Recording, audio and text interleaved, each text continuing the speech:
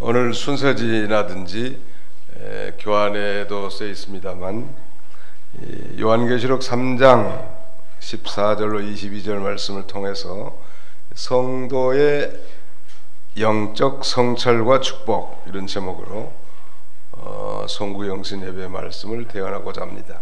성찰이라고 하는 말의 성자는 이 살필 성자, 이거 찰자도 마찬가지로 살필 찰자인데요, 우리가 한 해를 되돌아보면서 우리 자신을 살필 뿐만 아니라 또 우리의 신앙도 살펴보고 또 우리 가정과 교회도 살펴보고 새로운 진로를 모색하는 것은 아주 중요한 의미가 있다고 할 수 있겠습니다.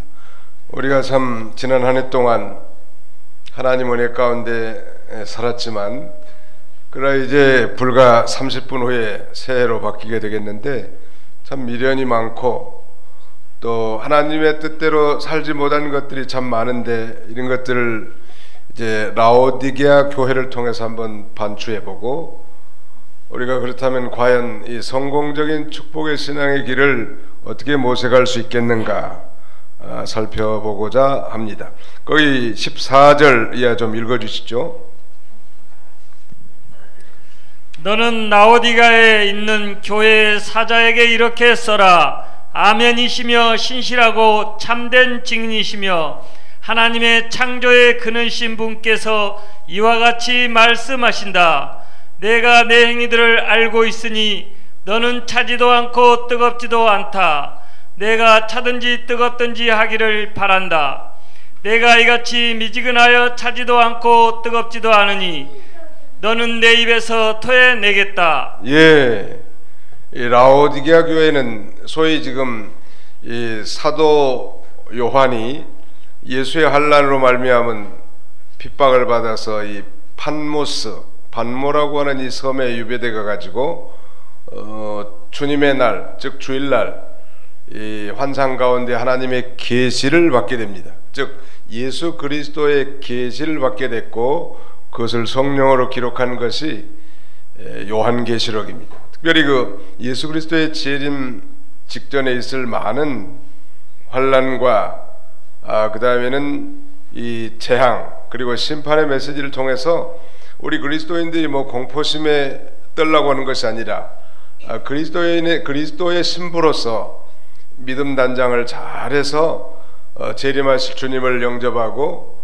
그 어린 양의 혼인잔치에 참여하도록 우리를 이끄시는 말씀인데, 특별히 1장은 이 과거의 이 계시를 들은 내용이고, 또 현재 있을 일, 즉 2장과 3장은 소아시아의 7개 교회, 에베소 교회부터 시작해서 마지막 라오디게아 교회까지 이 7교회의 성령으로 보낸 이 서신의 내용인데요, 이 라오디게아 교회는 이 빌라델비아 동쪽, 남동쪽 70km 제점에 위치하고 있는데 아주 상업 중심지로 도시가 부한 도시였다고 합니다. 그러니까 당연히 교회도 부하지 않겠습니까? 강남에 있는 교회가 부자 교회일까요? 도봉에 있는 교회가 부자일까요? 물어보나마나 아무튼 부자들이 많이 사는 동네가 부자 교인도 많으니까 더 부여할 수 있겠죠. 그렇게 이 외부적으로 교회가 재정적으로도 부족함이 없고 또 예부적으로도 아주 부러울 것이 없는 그런 교회였는데, 우리 예수님께서는 이 불꽃 같은 눈으로 감찰하면서 이렇게 말하는 거예요. 17절 보실까요? 내가 말하기를 나는 부자다. 내가 풍족하고 부족한 것이 조금도 없다라고 하나, 그러나 내가 비참하고 가련하고 가난하고 눈멀고 벌거벗은 자인 것을 알지 못한다. 우리 주님은 그 외부적인 것에 별로 관심이 없고 중심을 갈파하시는 하나님이라는,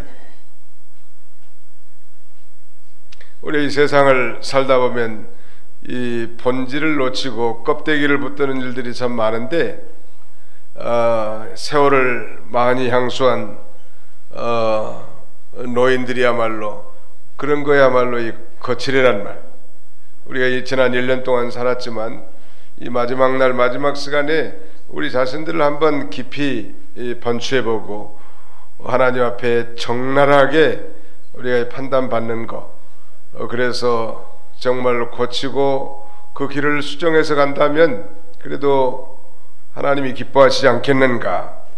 오늘 이 라오디게아 교회는 자기가 부자라는 거예요.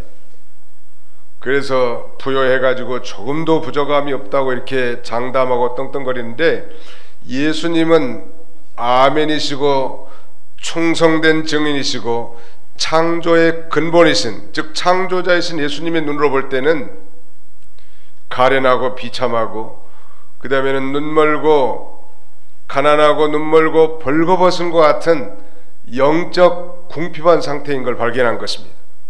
우리 자신들도 한번 내 신앙을 한번 점검해보고 성찰해볼 필요가 있단 말이에요. 내가 잘 믿는다고 믿었는데, 내가 직분을 가지고 오랜 세월 동안 신앙생활했는데 내가 정말 하나님을 잘 섬기고 있는가? 우리 주님의 그 나타난 모습이 아멘이시며 신실하고 참된 증인으로서 하나님의 창조의 근원이신 분으로 그렇게 말씀하면서, 내가 15절에 내가 내 행위들을 알고 있으니 너는 차지도 않고 뜨겁지도 않다. 내가 차든지 뜨겁든지 하기를 바란다. 한번 따라합시다. 내가 차든지 뜨겁든지 하기를 바란다. 한마디로 말하면 하나님, 우리 주님은 뭘 싫어해요? 미지근한 걸 싫어해요. 우리 천주교에서는 소위 냉담신자를 류크함 크리스찬이라고 합니다.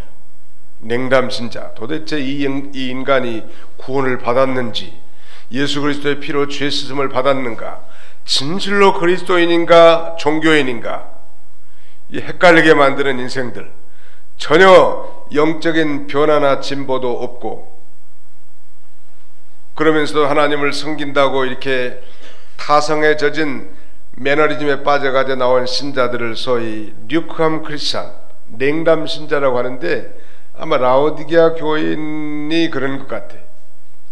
그런데도 교회는 나오기는 나와요. 또 하나님을 이름을 부르기는 부르지만 생명의 역사가 전혀 없고, 그야말로 차지도 않고 뜨겁지도 않고. 여러분, 더운 날 이 시원한 냉수는 우리를 통쾌하게 만들어주고, 그 다음에 따뜻하고 뜨거운 물은 우리의 마음을 또 따뜻하게 해준단 말. 의사 선생님들은 뭐 미지근한 물이 건강에는 좋다고 그렇게 말씀하시고, 너무 뜨거운 것도 안 좋다는, 또 너무 차가운 것도 좋지 않다는. 근데 오늘 이 본문에서는 이 비유적 상징적 의미가 있는데, 이 뜨겁다고 하는 것은 이 선과 의를 행하는 데 있어서 열정적이지 못하다. 우리식으로 말하자면, 쉽게 말하자면 이 믿는 일에 좀 열성을 가지고 열심을 품지 못하다, 그런 뜻이겠죠. 반면에 이 차갑다고 하는 것은 죄와 불의에 대해서 이 냉철하고 차갑게 끌어버리지 못한다, 그런 의미가 있습니다. 한마디로 말하면 우리의 이 신앙생활의 태도를 지적하면서 차든지 더웁든지 하란 말이에요. 정말 의와 선을 추구하는 일에는 뜨거운 열정을 가지고 나가고, 죄와 불의와 잘못된 습관과 고질적인 모든 것들은 다 냉철하게 아주 끊어버리는 이 묵은애가 되고, 그 다음에는 이 새로운 결심으로 우리가 한 해를 맞이해야 되지 않겠습니까? 믿으시면 아멘 합시다. 네, 그런 마음으로 우리가 송구 영신 예배를 드리는 거예요. 이 부자라고 말하지만 실상은 아주 비참하고 가련하고 가난하고 눈멀고 벌거벗었다는 말. 가난을 극복하려면 어떻게 하면 되겠죠? 부자가 되면 되는 거죠. 그 다음에는 벌거벗은 것을 극복하려면 뭘 입으면 돼요? 옷을 입으면 되고, 눈먼 것이 해소되려면 안약을 찍어 바르면 돼. 이게 상당히 이 상징적인 의미가 있는데요. 한마디로 말하면 이 영적으로 궁핍하단 말이에요. 실제로 라오디게아 교회는 아마 이미 말씀드린 것처럼 외부적으로 재정적으로는 풍성하고 부요했을지는 모르지만 우리 주님의 이 불꽃 같은 눈으로 바라볼 때는 영적으로 아주 궁핍하고 가련하고 비참한 그런 신세였단 말. 그래서 이 예수님께서 뭐라고 말씀하시는가? 18절 이렇게 말씀하니 같이 한번 읽읍시다. 18절 시작. 그러므로 내가 너에게 권고한다. 내게서 불로 단련한 금을 사서 부요하게 하고 흰옷을 사서 입어 너의 벌거벗은 수치가 드러나지 않도록 하여라. 또 안약을 사서 눈에 발라 보게 하여라. 세 가지를 이 예수님에게서 사라는 거예요. 이 사라는 것은 이 공력을 들여서 취하라 그런 의미가 있습니다. 이 이사야 55편 55장 1절에 보면 너희 목마른 자들아 물로 나오라 이렇게 초대하면서 돈 없는 자도 오라. 돈 없이 값없이 와서 포도주와 젖을 사라. 돈 없이 와서 사라는 거예요. 이 구원의 은총이야말로 사모하는 마음으로 주님 앞에 나올 때 얻을 수 있음을 우리에게 가르쳐 주는데 오늘 본문에는 세 가지를 사라는 거예요. 첫째는 금을 사라는 거예요. 두 번째는 뭘 사요? 두 번째는 뭘 사요? 흰옷을 사라는 거예요.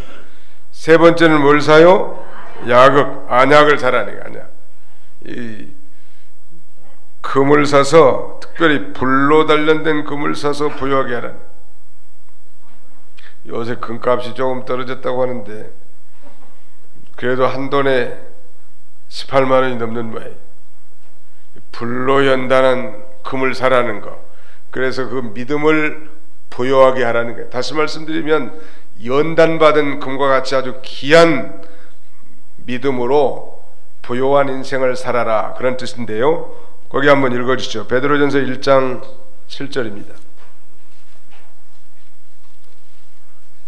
베드로전서 1장 7절 읽으십시오.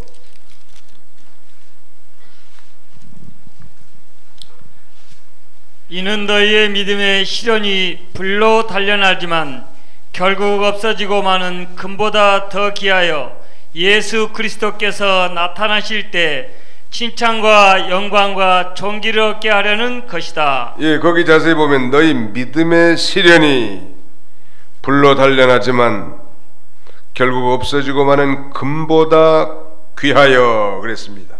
그러니까 이 불로 이 단련된 금을 사서 부요하게 해라. 이것은 우리가 이 믿음을 써서 나갈 때 여러 가지 시험이 오거든요.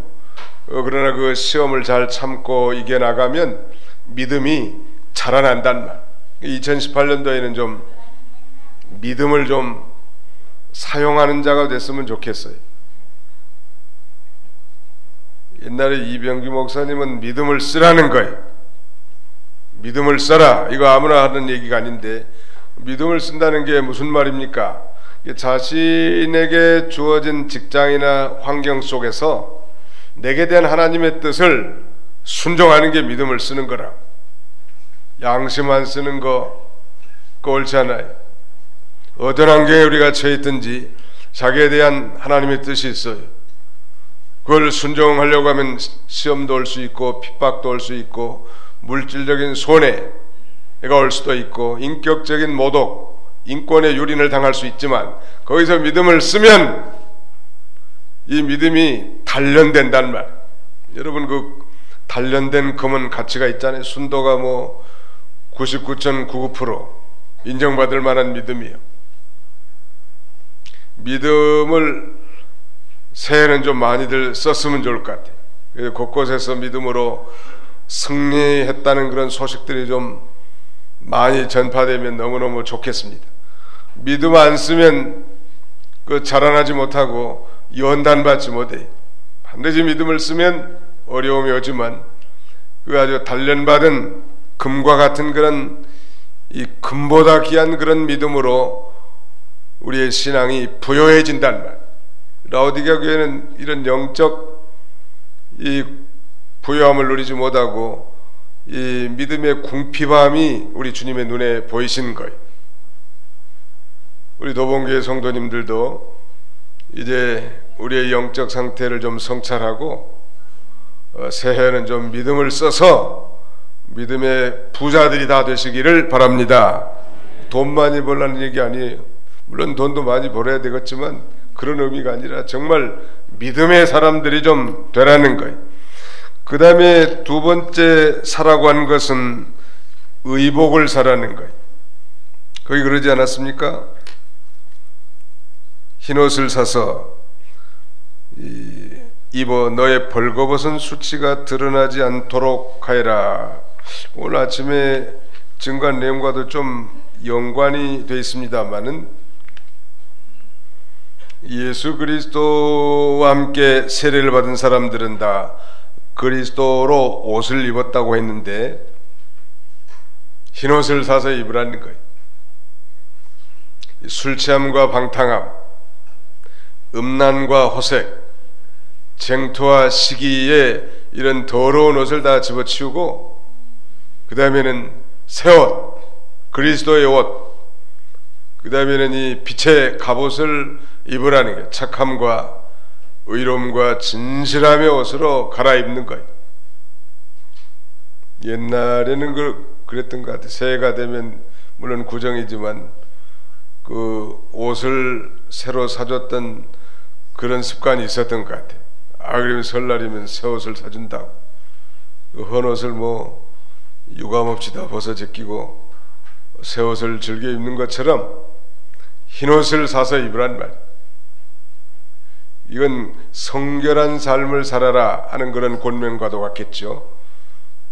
물질적으로 부유하고 외부적으로 부족함이 없다고 이렇게 자랑하는 이 라오디게아 교회를 향해서 이 불로 연다는 금을 사라고 했고, 그 다음에는 이 흰옷을 사서 입어서 그 벌거벗은 수치가 드러나지 않도록 하라고 그렇게 권면하고 있습니다. 거기 계시록 3장 4절 한번 읽어주세요. 그 옆에 계시록 3장 4절. 그러나 사대 자기들의 옷을 더럽히지 않는 몇몇 이들이 있으니 그들은 흰옷을 입고 나와 함께 다닐 것이니 이는 그들이 합당한 자들이기 때문이다. 4대 교회가 참 형편없는 교회지만 그럼에도 불구하고 이 4대에 자기들의 옷을 더럽히지 않는 몇몇이 있었다는 거예요. 그래서 흰옷을 입고 우리 주님과 함께 동행하게 될 거라고, 그 이유는 그들이 하나님 앞에 합당한 자들이기 때문이라고 이렇게 칭찬하고 있습니다. 우리 인간의 의라는 건 다 더러운 옷과 같다고 그랬죠. 예수님의 옷을 입어야 돼. 예수님을 믿으면 하나님 앞에 설 수 있는 의의 세마포, 의의 예복을 우리에게 주신데 그걸 신학적으로는 칭의라고 합니다. 의롭다고 하나님이 인정해 주는 거예요. 근데 이 옷을 입고 다니다가 지저분해지면 우리가 배운 대로 그 두루마기 옷을 빨아서 입으라고 하지 않았습니까? 날마다 어린 양의 보혈에 깨끗하게 있어서 이 정결한 가운데 살라는 말이에요. 아마 그렇게 살지 못하는 것 같아요, 라오디게아 교인들이. 그래서 이걸 지적해 주는 거예요. 그 다음에 이 세 번째는 뭘 사라고 했는가 하면 안약을 사서 눈에 발라가지고 보게 하라는 거예요. 안약이 도대체 뭘까? 이병기 목사님은 안약을 순종이라고 이렇게 해석을 했습니다. 라오디게아 교회는 하늘의 신령한 세계, 하나님의 역사하심, 하나님의 심판, 이런 것들을 보지 못하는 이 근시안적인 사람들이었습니다. 근데 안약을 사서 발라서 보게 하라는 거예요. 뭘 보게 하라고 했는가? 하나님의 그 위대한 세계, 하나님의 심판, 하나님의 뜻을 밝히 좀 보게 해달라는 거예요. 요한복음 9장에는 나면서 소경된 자가, 나면서 맹인된 자가 예수님께서 실로암 못에 가서 씻으라 라고 명령했을 때 이 순종함으로 그가 깨끗이 눈이 뜨이고 보게 됐다고 했는데, 그 나면서 소경된 자에게 예수님이 와가지고 진흙에다가 침을 묻혀가지고 아주 뭐 논탱이에다가 붙여놨단 말. 그러면서 가서 저 실로암 못에 가서 씻으라고. 실로암은 보내심을 받았다는 뜻인데, 바로 보내심을 받은 자, 즉 하나님께로부터 보내심을 받은 자는 예수 그리스도지요. 예수 그리스도를 영접할 때 영안이 열리게 된다는 것.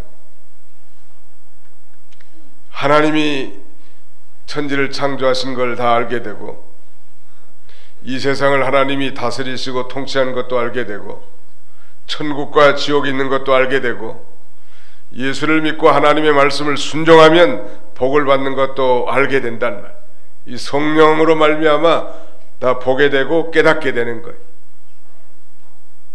안약을 사서 눈에 발라서 이 보게 하라는 거예요. 육신의 것이나 보고 보이는 거, 현실적인 것은 다 잘 보는데 정작 보아야 할 거, 이걸 못 보는 사람들이 많이 있단 말. 오늘날 그리스도인들 가운데서도.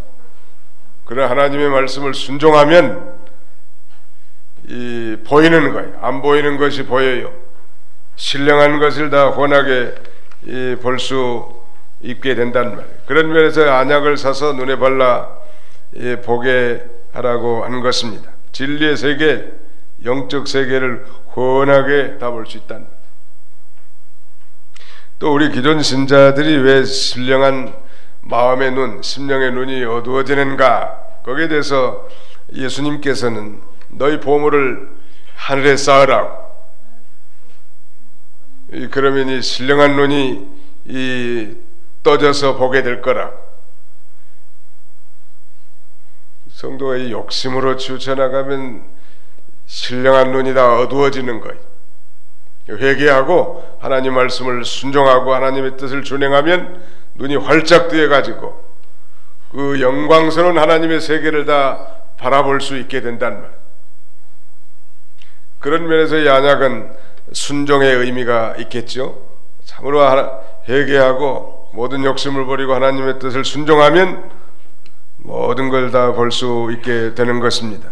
그렇다면 결론적으로 이 승리한 자에게 약속된 축복은 무엇일까요? 그 20절을 다 같이 한번 읽어보겠습니다. 20절 시작. 보아라, 내가 문 앞에 서서 두드리니 누구든지 내 음성을 듣고 문을 열면 내가 그에게 들어가 그와 함께 먹고 그는 나와 함께 먹을 것이다.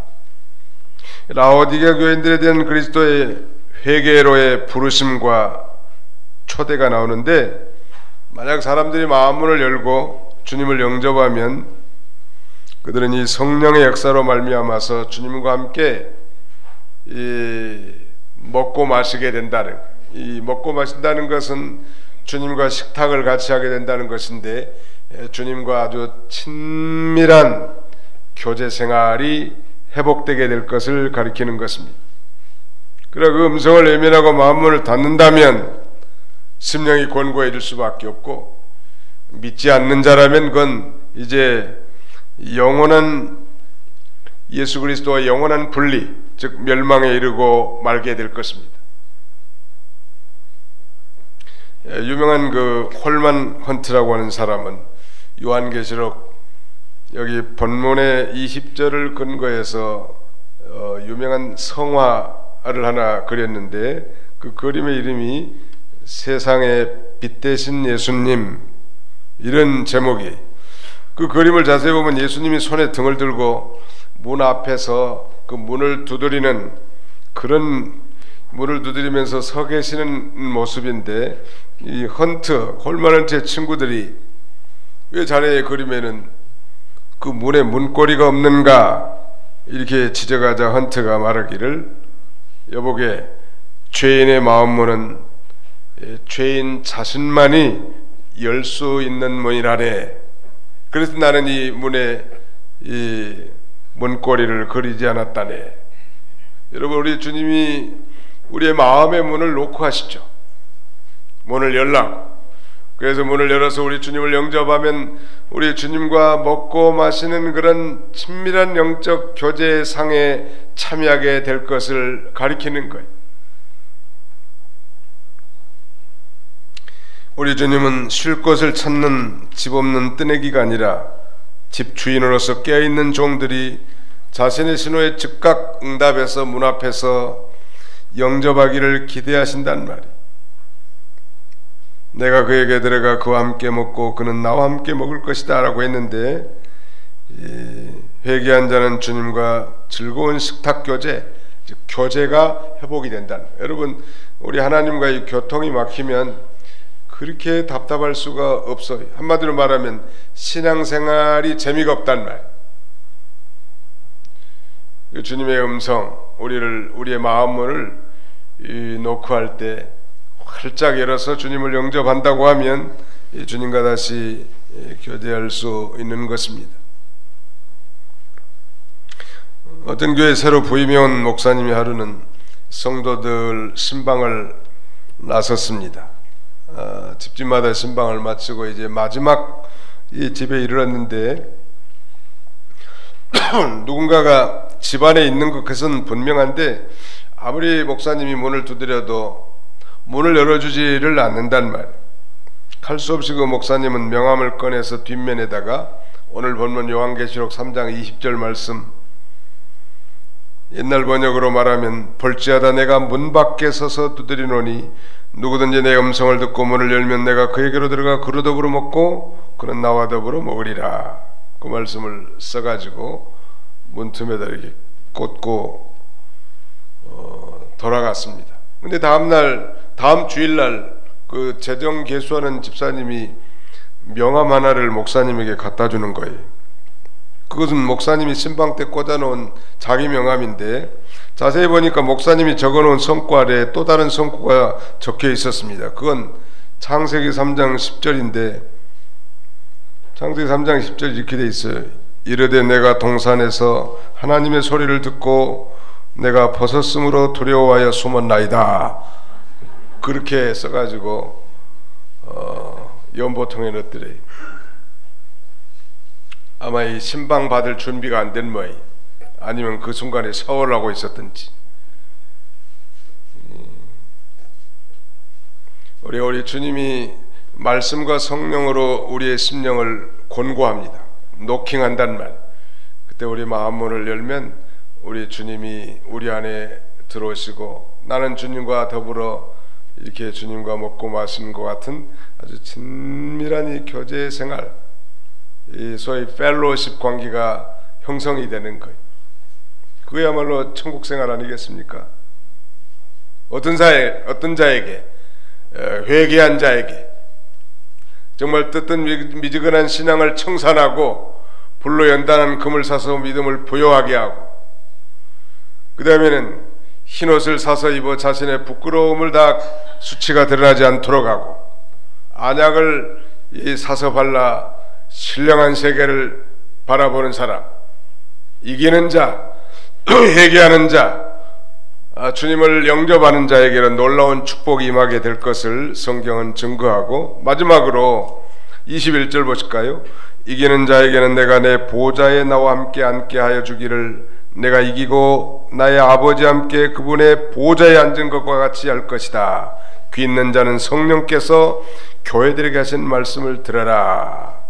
장차 이제 종말론적으로 예수 그리스도의 재림과 함께 이루어질 이 천년왕국 시대에 우리 예수님과 함께 왕노릇하고 이 세상을 통치하게 될 것을, 그 예수님의 보좌에 함께 앉아서 통치하게 될 것을 우리에게 가르쳐 주는 거예요. 놀라운 일이죠. 어떤 사람에게? 정말 회개하고 바로 선 자에게.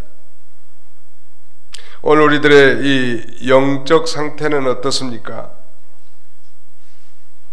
2018년을 불과 이제 몇 분 앞두고 우리 자신들의 영적 상태를 좀 회개하고, 그 다음에는 이 성찰하고, 그 다음에는 우리 주님이 원하신 대로 바로 선다면 우리도 우리 주님과 친밀한 영적 교제뿐만 아니라 주님과 함께 존귀한 자리에 서서 만국을 다스리는 그런 그 축복에 참여하게 해주신다고 성경은 약속하고 있습니다. 이런 영적으로 부요하고 또 하나님이 기뻐하시는 성도들이 다 되시기를 주님의 이름으로 축원합니다. 우리 이제 이 말씀을 기억하면서 통성으로 한번 2, 3분간 기도하겠습니다. 우리 자신들의 영적 상태는 어떠한지 점검하면서 회개하고 축복에 참여하게 주옵소서. 통성으로 2, 3분간 간절히 기도하겠습니다. 살아계신 아버지 하나님 감사합니다. 우리 아버지 하나님께서 2017년을 보내면서 이 송구 영신 예배에 저희를 참여하게 해주시고 이 시간 라오디게아 교회를 통하여 우리 자신들을 점검하게 하신 아버지 하나님 감사합니다. 나는 부유하여 조금도 부족함이 없다고 말하나 우리 주님은 불꽃 같은 눈으로 아멘이시며 신실하고 참된 이 증인으로서 또 창조의 근본 되신 자로서 나타나셔서 우리들의 이 영적인 궁핍한 상태를 다 적나라하게 드러나게 하시고 회개를 촉구하시면서 차든지 덥든지 하라고 말씀하신 주님, 우리 하나님 아버지께서 우리를 촉구하시는 것을 진심으로 감사합니다. 이제 자비로우신 우리 아버지 하나님, 불로 연단한 금을 써서 우리의 믿음의 부자들이 다 되게 해주시고 또 흰옷을 사서 입어 우리의 벌거벗은 수치를 드러나지 않도록 성결한 삶을 살게 해주시고 안약을 사서 밝히 눈을 보게 한 것처럼 하나님의 말씀과 우리에게 된 하나님의 뜻을 순종함으로 하나님의 뜻을 밝히 보고 신령한 세계, 진리의 세계를 밝히 바라볼 수 있는 그런 저희들이 다 되도록 우리 하나님께서 축복해 주시기를 간절히 바라옵고 원합니다. 그래서 우리의 영적 이 상태가 좀 온전히 회복되고 풍성한 생명 가운데 살아갈 수 있는 우리 모두가 다 되게 해주시기를 간절히 바라옵고 예수님의 이름으로 기도하옵나이다. 아멘.